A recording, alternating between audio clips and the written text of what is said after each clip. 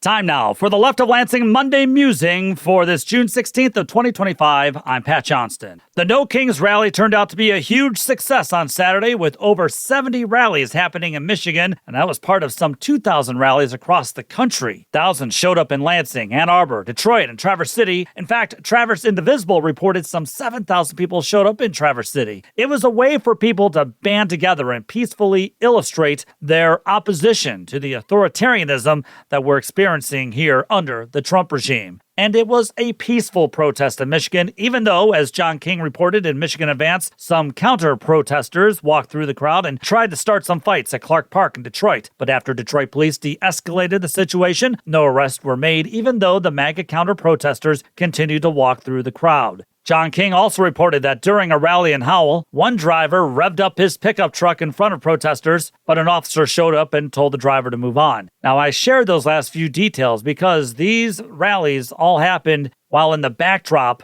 there was a politically motivated murder of a former Democratic House Speaker in Minnesota, Melissa Hortman, and her husband. Now, that man who has been apprehended also shot a Minnesota state senator and his wife, but they're recovering. Even more, though, authorities say he also visited other Democratic officials during his rampage and even had a list of some 70 other names, including officials from Michigan, though we don't know who they were. And I will have more to say on that incident later on in this week's episode featuring Michigan Democratic State Representative Carrie Reingans.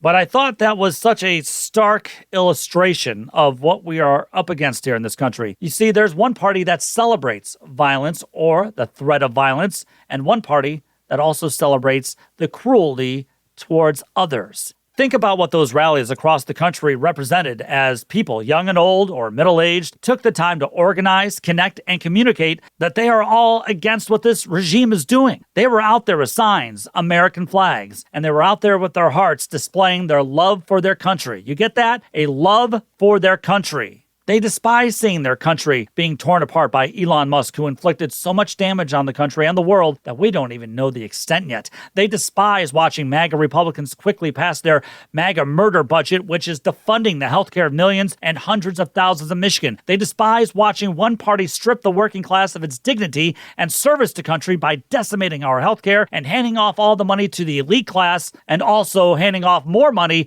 to the elite corporate class. They despise watching this regime and its media allies attack marginalized Americans on a daily basis, and they also despise watching the erasing of American history of those who are not white Christian nationalists. They despise watching people terrorized by unaccountable government agents who then send those people to gulags and other authoritarian regimes. They despise having to live in a daily deluge of anxiety as they watch the working class get decimated time and time again. They despise feeling unsafe just because they may think or look a little different, and they despise feeling like they're not in America anymore. So they took to the streets so that those in power understand that message. And they took to the streets not to just signal that to Republicans, but that also includes Democrats. Those Democrats who are standing by, aiding and abetting while this level of fascism is taking over the country. Millions took to the streets for a love of their country, and more than that, because they wanted to stand up for those